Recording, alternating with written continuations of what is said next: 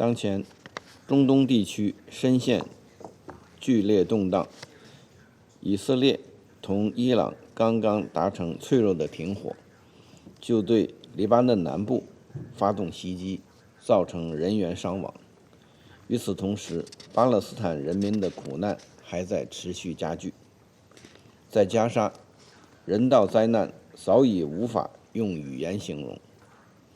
仅仅从3月18日以色列重启军事进攻以来，就已经造成6000多人死亡，80%的领土处于紧急疏散令下。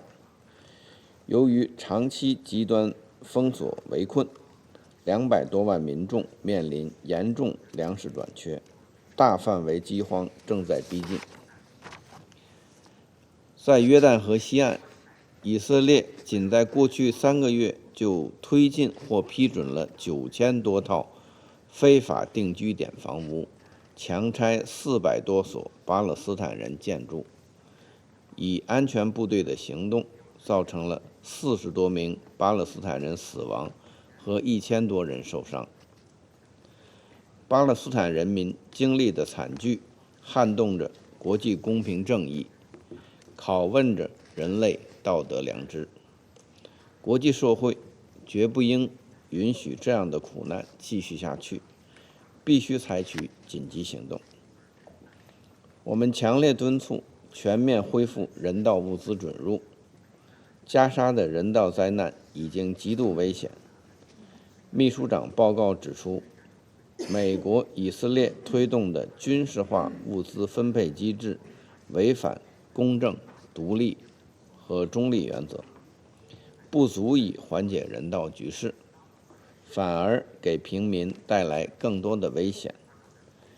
以色列军队对试图靠近物资分发点的平民开枪射击，已经造成500多人死亡和4000多人受伤。寻找食物绝不能成为寻求死亡。中方坚决反对把人道救援武器化，强烈谴责对平民的袭击，呼吁进行严肃彻查追责。以色列必须履行占领方的国际人道法义务，立即解除对加沙的封锁，全面恢复人道物资准入，支持和配合联合国等人道机构开展工作。我们强烈要求立即实现加沙持久停火，军事手段无法实现持久和平，继续延长战争只会导致更多伤亡。停火谈判和政治解决才是解决问题的出路。我们敦促以色列立即停止在加沙的一切军事行动，对当事方有重要影响的国家，应当秉持公正负责任态度，为推动停火采取切实行动。我们强烈反对违反国际法的单边行动。国际法和安理会第2334号决议规定了解决巴勒斯坦问题的基本遵循。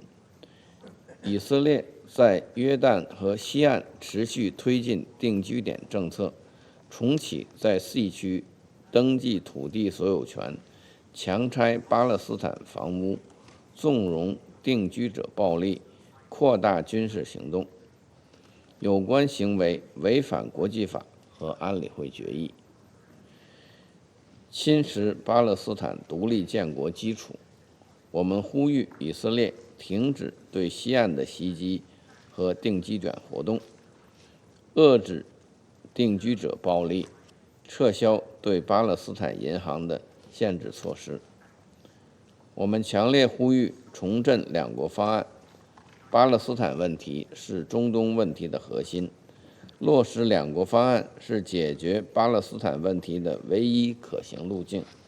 国际社会应加强团结，共同为推进两国方案政治进程提供支持和保障，坚定反对针对巴勒斯坦人的强迫迁移，反对吞并加沙和西岸的危险企图。